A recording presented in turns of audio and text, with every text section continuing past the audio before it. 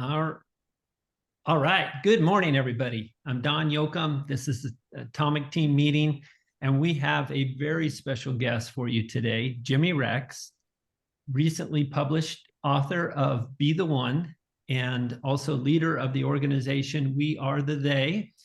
Jimmy, we're going to ask you to talk about both of those things, among others.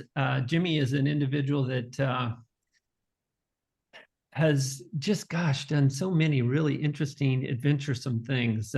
Sold over 4,000 properties in his career, been a very prolific and successful investor. Jimmy, it'd be interesting for you to talk about that as well. And but I just read his book, Be the One, and gosh, I would have loved to have this book in about 2008, Jimmy, especially when you got to the part about if you're not feeling really good about yourself, list out 50 things that make you a badass. That was a really cool exercise. I actually did do that. It was interesting when I did it, though, and then I reflected on it. Of course, a lot of those things occurred as a younger man, and I realized that a lot of what I put down were personal achievements. And now that I recently celebrated my 60th birthday, I'm realizing that I'd like to flip that scale and have the things that I'm proud of doing to be for others, as I know you have done, like with the Operation Underground. Love for you to mention about that as well.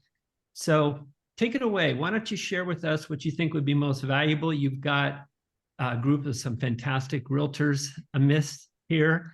So you know that crowd well, but let's hear what you have to say. Yeah, no, I appreciate you having me on, Don. It's interesting. You kind of just everything that anybody ever mentions about me, it all started with real estate. So that's one of the reasons why anytime somebody asks me to speak to a real estate group, I'm happy to do it, because real estate really was the thing that changed my life for me and gave me the opportunity to do everything else I've been able to do. And so I spoke to a real estate group yesterday. I spoke to one last Friday. It was actually really sad. The guy registered over 400 people. He rented out the Marriott downtown in Salt Lake, but he put the wrong hotel on the flyer. So there was only 6 people there. It was he had a full breakfast buffet in the back and everything. I just got up and gave everything I had to the group, but it was by the end of the talk, there was about 11 that showed up. So Tobin, good to see you, buddy. Always good to see your face there, my friend. But yeah, the book is called Be One, and it comes from the Marcus Aurelius quote, which is waste no more time arguing about what a good man should be one. And ultimately, it's just a lot of the lessons I've learned over the last 20 years. I've been on this journey of self-development. I discovered Mike Ferry in 2005.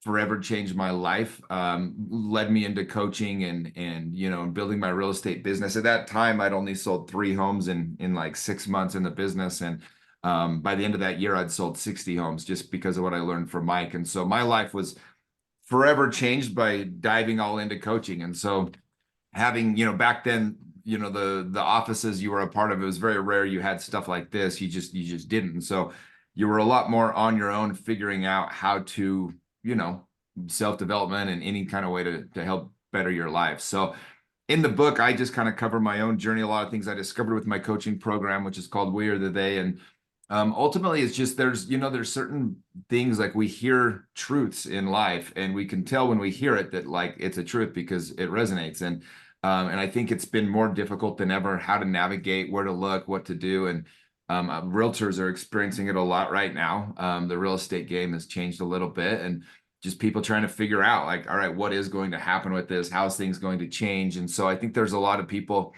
in real estate that are really right now trying to figure out how they're going to keep their business or grow their business in this marketplace. And so Don, again, I think maybe if you guys have specific things you want me to cover on, I think that might be the best way to do this. But for me, I'm honored to anytime I get a chance to talk to realtors, because it's such a fun career, and it's one that changed my life so much. And I still have a real estate team that runs today. I just, I more run the kind of the face of it and the networking and stuff like that. My team does all the logistics, but yeah, I love real estate in every single way. So any questions I can answer, I guess we can lead into or whatever. Yeah, well, one of the things that you speak about in the book in addition to the Mike Ferry influence, which by the way, I was a little bit ahead of you in terms of my Mike Ferry experience. It was the early 90s, like 91, 92, 93. I was charging the front stage and I got to 60 transactions as well. So maybe Mike Ferry's the answer for 60 deals a year. I But do think that if you will, here's the thing. I mean, it was very basic. He said, look, real estate's not that hard. You learn what to say, you learn how to say it well, and then you do it all day. And that does work. And you cap out at about 60 deals a year, you know, before you kind of start to just run out of steam and energy. But yeah, I mean, that's a real thing. And I always say that to realtors, like we overcomplicate things. I switched over to, you know, doing a lot more parties and social media and networking, things like that, but ultimately built my career doing that. So yeah, I did the same. I found his approach, it's a great way to cold start. Very few people are able to keep that going over time. And like you, I switched over to more of a networking approach. You know, you also mentioned the power of the mastermind. My sense is that that has had a tremendous influence on you as well. Why don't you talk about some of the different masterminds that you've been in and how they influenced you? yeah, you know, I mean, when I was with Mike, he did this amazing mastermind. And it was called well, I don't remember. You had to sell 75 or more homes a year to be a part of it. And they come from all over the country. And so at that time, there wasn't even teams. So like everybody there was pretty much just crushing, you know, kicking ass at doing real estate. It was called the top producers leadership mastermind. That's what it was, the top producers mastermind. But anyway, that was the first one that really changed my mind. I mean, I'd be sitting at a table and, you know, a guy next to me just sold 800 homes in Dallas. To my right is Chris Heller, who went on to be the CEO of Keller Williams. Like it was just an incredible room to be in and be a part of. But in those masterminds, and that's the reason why, you know, that's what I do now is I run a men's coaching program. I run these different masterminds because and I've been, you know, some of them are different than others. There's a lot of noise out there today, but ultimately we stop growing and stop really trying to learn once we graduate high school or college. And most of the growth, I mean, we should continually be trying to learn and grow and do things like even this, you know, being on these calls and stuff like this. But every time you join one of those, you're exponentially growing your network and your influence. I mean, I became obsessed with just growing my influence. It's funny, the group I spoke to yesterday, I asked the agents, I said, how many of you have at least 500 people in your SOI that you regularly market to? And not a single one in the room said yes. There was 40 agents in the room. I was shocked to see that. I was obsessed with growing my SOI. I had 2,800 people that I actively marketed to, 800 that I called once per quarter.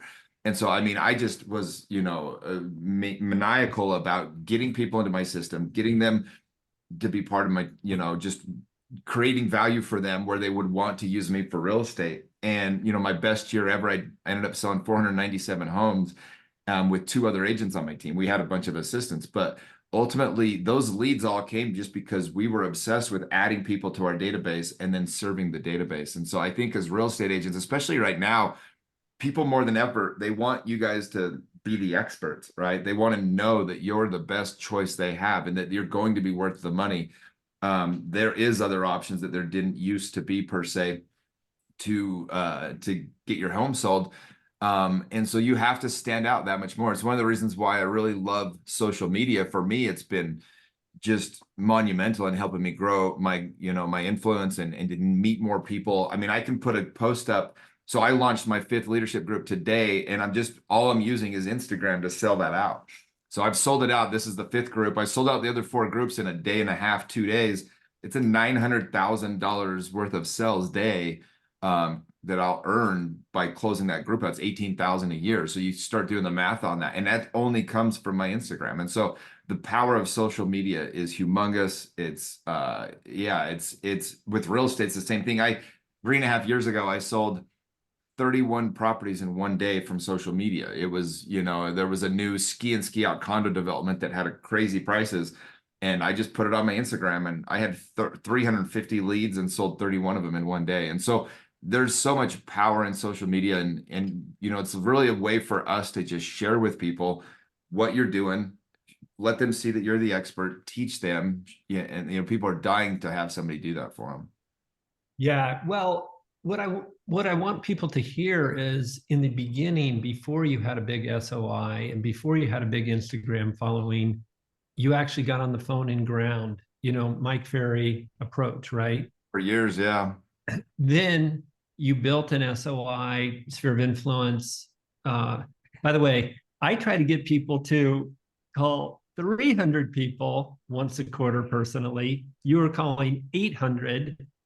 So you guys, when you're belly aching to me about the 300, just get over it, okay? I Because used Jimmy, to joke around. I'm like, what the hell else are you doing all day? Like, I don't even understand. Like, just pretending to work. Like, if you literally call people from 8 to 11, everything else takes care of itself. Like, you'll right. have plenty of people to follow up with, you'll have plenty of appointments to go on, and all of a sudden you're selling a couple hundred homes a year. Like, yeah, I literally can't understand. Like, if you're not selling at least 50 to 100 homes a year, I once had 127 homes under contract, and I still made my calls every morning. Like, it's just a systems issue if you're not doing it. And most of the time, I really believe that realtors will just find ways to be creatively avoidant. They'll find busy things. They'll go on a podcast, or they'll write a blog, or they'll go knock door, anything they can do to avoid just picking up the phone and doing the thing that actually makes them the most money and calling the people they know. So I just like that. To me, was a non-negotiable. I had people come shout at me, and they all say the same thing. They're like, this guy just gets on the phone and doesn't get off. Like, he just doesn't get off the phone all day long. I'm talking to people. Well, and there's something that you mentioned in the book that I think is important for them to hear as well. It's not just about getting on the phone to get, but it's getting on the phone to hold space for the people that you're talking to come from a place of contribution. And like you, one of the things that you encourage us to do is to just call 5 friends a day. You're probably only going to reach one of them because, hopefully your friends are so busy, they're not going to always be able to pick up the call. Right. But in that call, just call because you're genuinely interested in what's going on in their life. And you want to, in case, you know, even the best of us, by the way, are getting kicked in the teeth once in a while. And if you can be there in that moment for them to just listen and provide some compassion or empathy, wow, that like the time that you left the houseboat to go be with a friend that needed a friend, right? Yeah. It could mean the difference between life and death in some cases. I Yeah, and think, what I talk about in the book with that is, like, most of the time people only hear from you when you need something or if it's a special occasion. And so when you just call people and just chat with them, like, as a realtor, two-thirds of the calls I make, I don't even mention real estate. Like, one of the reasons I throw so many client events is because it gives me the perfect excuse to call somebody and literally just be like, create value. Like, hey man, I'm throwing this Easter egg hunt, or I'm throwing this firework event. Would love to have you there. By the way, while I've got you on the phone, do you know anybody looking to buy or sell a house? And it's just a very comfortable way to do it. But you don't always have to ask for real estate. You don't always have to ask for business. Just ask how they're doing. I'll call my friends and just tell them a funny story, or I'll like talk about something that I saw on their Instagram, and I'm like, dude, that was hilarious, blah, blah, blah, whatever. And just by connecting in that way, it becomes a much more deeper friendship. yeah. By the way, before I left for the office, I told my wife I was going to be interviewing you. And she goes, I see that guy on Instagram. Isn't he kind of adventuresome, kind of aggressive? And I go, well, he does do some pretty crazy stuff. Run with the bulls and spade, or uh, swimming with tiger sharks. But, Yeah, I have a theory, fun, if I but can get the guys to, well, we all just get stuck in these mundane lives where we forget to go out and really live. And if you can, get out and run with the bulls, or I can get just barely, I took 25 guys to Africa last week, and we did bungee jumping and rope swings and just crazy stuff. But if you can get them to do that, then all of a sudden calling your friends to ask them about real estate isn't such a big deal. And all these places where we get stuck in life and our energy gets a little bit stuck. And so the more I can help people feel alive, I just know that that benefits them in every way.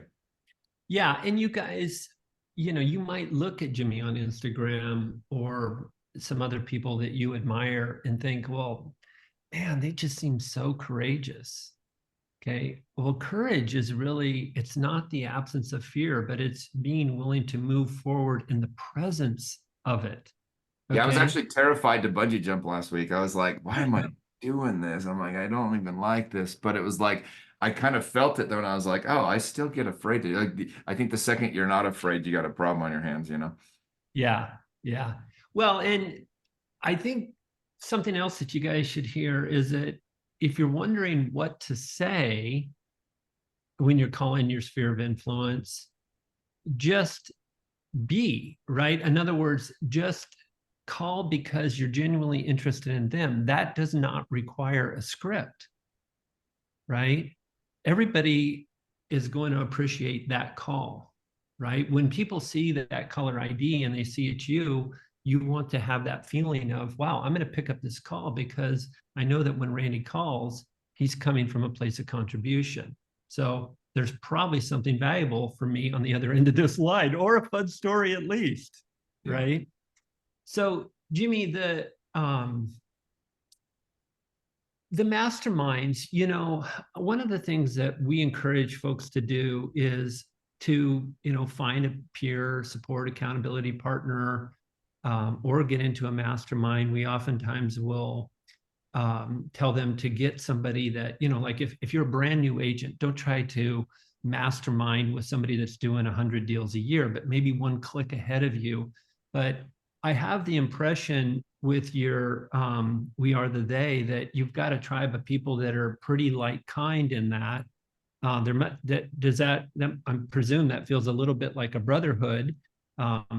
And, of course, women can do that as well in their own type of tribe. But talk to us a little bit about why you chose that demographic and Yeah, and for what me, it means to them. yeah, so a couple things there. So one of my networking strategies that I always used is if you look at networking as like there's 10 levels of people, right? And you're trying to get to the top is the more influence you can have, the more impact you can have, all those kinds of things, the easier it is to just, help other people. And so if like, whatever, Elon Musk is a level 1 and, the college kid's a level 10 that's just starting out, like you got to first have some self-awareness of where you're at.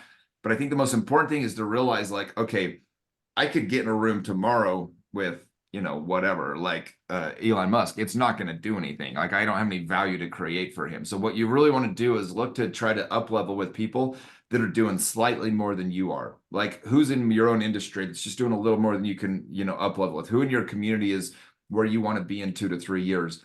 And so what I do is I become obsessed with finding people that are just doing they're where I want to be and they've been where I'm at. So I hired Ed Milet as my one-on-one coach last year, for example, and Neil Strauss, a couple of guys that I really look up to.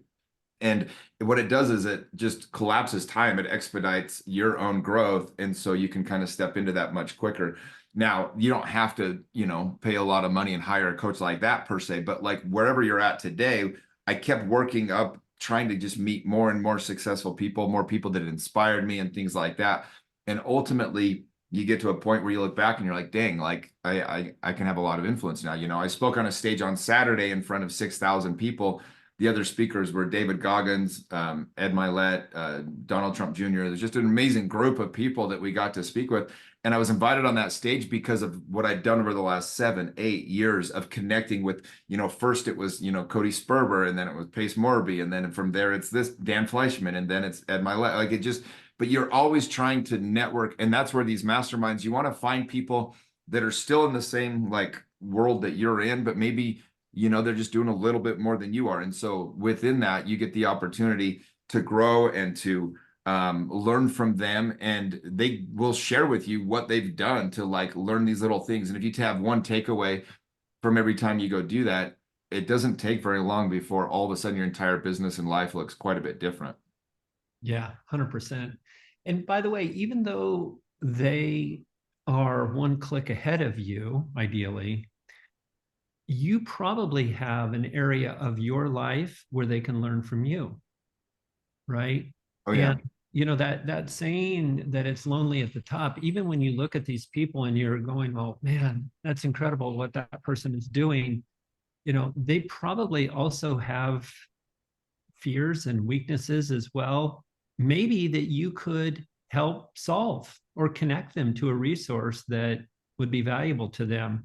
Well, I yeah, think, and it's one of the best things I ever learned with networking is you have to become obsessed with creating, like, how can I help that person's life? And so for some people, it's a lot harder than others, right? Like when you meet certain people, it's just really hard to create value for them. But then other people, it's quite simple. And so I'm just always, asking that question. So for example, I have my podcast, and I was able to get a podcast last year with Johnny Manziel. He was a former Heisman Trophy winner, and kind of has a crazy NFL story. And it was funny because the guy that connected me to Johnny Manziel, I donated some money to his charity years ago, and he ended up having this opportunity for me.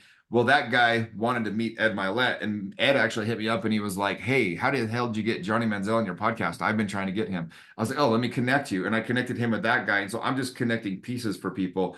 But that's more of a high level, like, how do you create value for a guy that's already got everything, right? Well, if every person in this group, all of your friends have businesses, they have social media pages they're trying to grow. So if you can just share them and help them and, send people to them, stuff like that, it's just little things here and little things there. And over time, you end up helping a lot of people, and then doors start opening up for you everywhere. yeah, absolutely. Hey, Tanner's asking, Jimmy, are you fulfilled? Let's say, Tanner, why don't you go ahead and state that? Are you fulfilled in your life's work?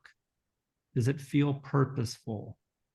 Well, that was why I got into We're the They. So when I was, doing real estate, I sold the most expensive home ever in Utah about almost 5 years ago now. It was a $32.5 million property. And honestly, it wasn't that fulfilling. Like my business was already doing really good. And so it didn't really change that much financially. And I kind of realized I've hit a little bit of a peak with what I was doing with real estate. And that's where I started asking myself, where could I have more impact? And yeah, doing We're the They, and it's funny because this is the hardest work because it's all emotional. I'm coaching hundreds of guys, and you just deal with big issues every day, right? But you get big rewards for that. And so every single day I have different guys that have, sending me text messages and thanking me and talking about how it's changed their life. And so it's the most fulfilling job I've ever had by far. I feel like I'm in my dream job now. I still get to have a foot in the door in real estate, which I also, honestly, real estate's a dream job. Like it allows you to have such a good life, the freedom, the flexibility. You're connecting with people all day. You're helping them with something. And so I was talking to a realtor last night at this charity event I was at, and she said she doesn't like working with her friends because she's like, it's just weird. And I said, no, you just don't think you're the best option for them. I loved working with my friends because I knew I was their best chance of getting a good deal or of saving money, on how much they sold their house for. And so like when you get to that level, I think that is what is the fulfilling part, is knowing that you really are making a difference. Like you really do change. If you're a realtor and you don't feel like your clients get an absolute, superior experience by working with you, it's not going to be very fulfilling because the money's just going to kind of be there or not. But when you're like, holy crap, I just crushed that deal, or like I found them that house deal, I put that deal together, no one else could have got them that house, that becomes really fulfilling. And so I think, and you can, by the way, like you can just use real estate as a tool to get fulfillment in other places. Like for some people, they make so much money in real estate, they get to spend every minute watching their kids grow and coaching them and teaching them and those kinds of things. And that's what's fulfilling. And so I think each person individually has to figure out what fulfills them. But for me, I do think that real estate was fulfilling, but what I get to do now is been even more fulfilling. Yeah, yeah, touches the heart for sure. Well, and of course, even though that's the guys group, you women can do the very same thing, right? And of course, it doesn't have to be a guys or a girls thing. Yeah. The so Jimmy, I know one year you were investing with a team of folks across the country. I think you even generated 256 referrals, if I remember correctly, in a single year. In my mind, that kind of ties into your networking capabilities. It seemed to me that what it looked like from the outside was that you had identified the absolute best places to invest in the country, and then you built teams or aligned yourself with teams in those local communities. Can you just talk about the thinking that went behind that and how you executed that strategy? Yeah, I mean, we just, I learned the hard way in 2008, 9, 10 how not to invest in real estate, and made some bad decisions. And so I really doubled down, went all in on, becoming an expert on real estate investing specifically. And we realized there's a formula to make sure that you don't lose money when you're investing in real estate. And so me and my partner Tyler just started being just, that was like gospel. We were only going to teach, real estate investing that way and help people. And so in Utah, we had all these deals originally that we could do for years, but then unfortunately, those deals kind of dried up with the prices going up, and then the market itself, the rates and everything else. And so for us, we had to start looking for other places where we could find properties that would make sense. And so we started searching all over the country. We searched 93 markets, and we picked the ones that still had what we were looking for a great investment property. And so, yeah, so instead of just selling them in Utah, which would have been nice because we'd have gotten a lot more commission, we set up teams in a couple other cities. We picked 3 markets, and then we sent hundreds of investors. Every year we're sending hundreds of investors to these other markets. And, we take a referral fee, and then on top of that, we charge a fee to work with us. And so, we charge a $5,000 flat fee plus a percentage of the referral. And so it ends up being about half what we'd get if they were in Utah, but they get a much better deal. And so we get fans for life. Instead of just, you saw this the last few years, people just putting people in whatever property, and a lot of them were not good investments for those people. Yeah. Well, and by the way, even though it might be 50%, half of 256 deals is still a mite bit more than the average agent. But Yeah, exactly. I took us down that path because I wanted folks to understand that sometimes we operate with limiting beliefs. Geez, my market has appreciated so much. We can't do investment property anymore. That was a big part of my business. So my business is down. And Jimmy said, well, actually, where could we invest safely with our clients? Right. And he looked at 93 markets and chose the top 5 or 6, and then built teams in those markets. Right. Because when we believe in what we're doing and when the value that we're delivering is real and tangible, then you don't have to sell. Right. Yeah. Right. Because as a matter of fact, people are going to be attracted to you. One investor is going to be, they have their own little master minds, by the way. Yeah, man, I got to hook you up with my buddy Jimmy. He's getting me into these properties where, I'm getting a 7 or 8 cap rate in actually really nice neighborhoods, Yeah. Yeah, cool. Well, I want to wrap up here. You guys, if you have a question, you can put it in the chat.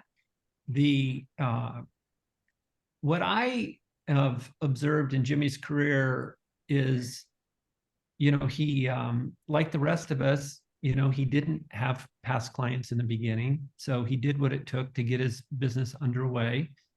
Culling is probably the grindiest grind of it all, but he did it. But he worked himself out of that into sphere of influence, and then to a pretty high level, sophisticated networking approach. And not all of us, would be hanging with pro basketball players or things like that. You can aspire to whatever you want. But I think the key lesson to take from this is that he did what he had to do at that time, but he kept looking for ways to upgrade the way he was doing things and to get into the bigger, better rooms and to have more influence. And now he's turned that into contribution, right? So whether that be the Project Underground or We Are the They, what it feels like now is you've achieved enough success that you're trying to now influence others to be able to follow, maybe not your path, but at least their best path. Yeah, I mean, one of the things that was really pivotal for me was just starting to take time to just ask myself better questions like, all right, what do I really want to do? Like, what makes me happy? Where do I want to spend my time? Where could I have the biggest influence? Who are the people that reach out to me for help? What do they need? I start asking myself a lot of these different questions. And in that, I think you start finding better answers too, even in your own business. Like, what am I best at? What do I really enjoy doing? What do I not enjoy doing? Where are my clients coming from? Like, just asking questions all the time. And you really start give yourself some better information. Like, why do people reach out to me? Why are things not working out when they're not? And just all those different things. And I think as you get really clear on all that, you start to get a better picture of where you're supposed to put your time and attention. And then you really are able to see where you're supposed to take attention off of as well. I think that's a pivotal part. Yeah, awesome. Well, Jimmy, will you put some, if they want to follow you on Instagram or they want to go to your site and get B1? Yep, that's my Instagram, and we put some links in my bio and everything on that. If you guys have any questions, you can send me questions anytime you want on DMs. I answer all my own questions and all that kind of stuff. But anybody working with you guys, I'm happy to help out in any way that I can, Don. So Awesome. Well, Jimmy, I really appreciate your time. Thanks for sharing. Keep up the good work. And you guys take a page from Jimmy's book. I don't necessarily want you running with the Bulls, okay? But go charge. Make it happen. Have a great day. appreciate you guys. Thanks so much. Thanks, Jimmy. Thanks for being here, Jimmy. Appreciate it, man. You bet, guys. Take care. You guys have a great day.